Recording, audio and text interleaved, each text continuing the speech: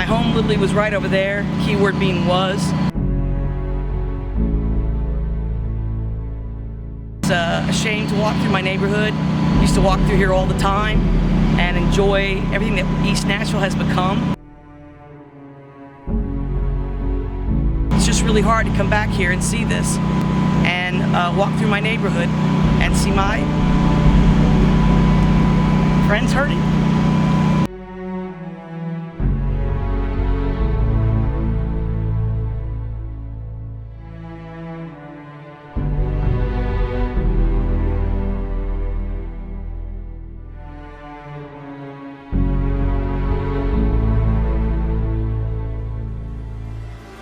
Hi, I'm Danny Bowie Jr. I'm the chef owner of That Awesome Taco Truck. We're working with World Central Kitchen.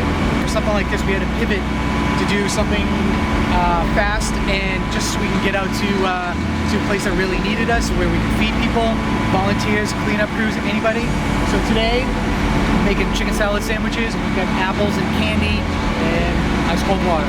Come see us.